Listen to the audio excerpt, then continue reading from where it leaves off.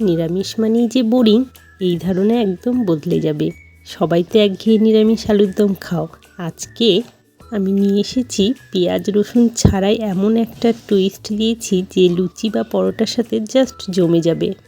পুরো রেসিপিটা দেখতে গেলে সাথে থাকতে হবে।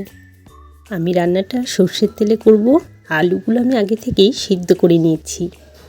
তেল গরম হয়ে গিয়েছে, এর মধ্যে আমি কালো সর্ষে ফোড়ন দিলাম আর দেব কটা কাঁচা লঙ্কা। ঝালটা তোমরা নিজেরা বুঝে দিও। এবার এখানে সিদ্ধ করা আলুগুলো আমি হাতে একটু ভেঙে ভেঙে দিয়ে দিচ্ছি।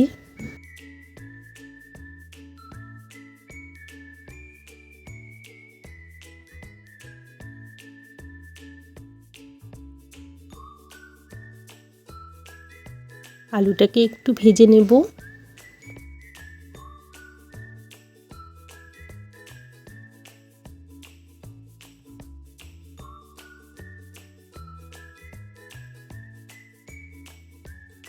আলুটা ভাজতে ভাজতে আমি একটা পেস্ট বানিয়ে নেব। চলো কিসের পেস্ট করছি দেখো। এখানে আমি টমেটো সস নিয়েছি আর নেব সোয়া সস আর চিলি সস।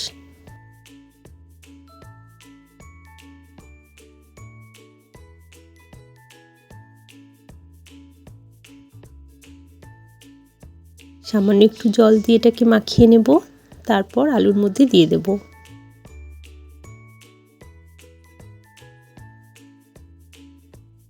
রান্নাটা কিন্তু একদম চটজলদি, তোমরা করলেই বুঝতে পারবে রান্নাটা কত তাড়াতাড়ি হয়ে যাচ্ছে।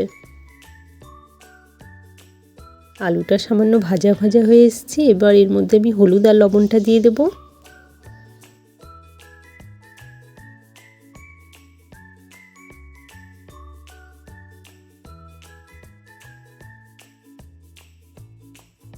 হলুদ আর লবণটা দেওয়ার পর একটু ভালো করে কষাতে হবে, নইলে হলুদের গন্ধ থেকে যাবে।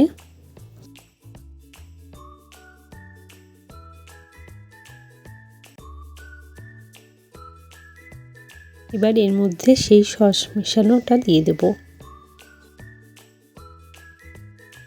সামান্য একটু জল দিয়ে দিলাম।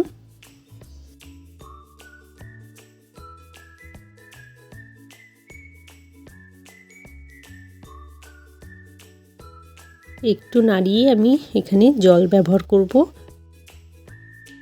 হালকাভাবে নাড়বো, কারণ এখানে আলুগুলো আগে থেকে সিদ্ধ করা।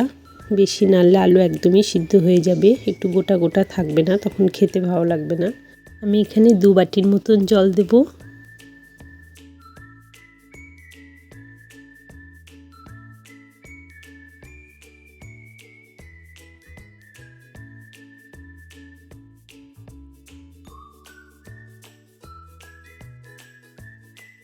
সামান্য চিনি দিলাম, স্বাদের জন্যই দিলাম।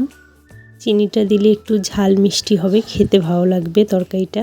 যারা খুব ঝাল পছন্দ করো তারা চিনি দেওয়ার দরকার নেই, এমনি তরকারিটা ভালো লাগবে।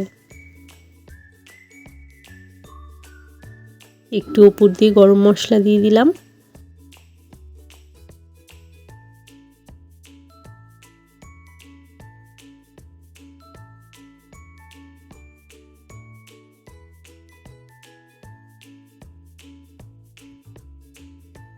এক মিনিট মতন ঢাকা দেব। 1 মিনিটে বেশি ঢাকা দেব না।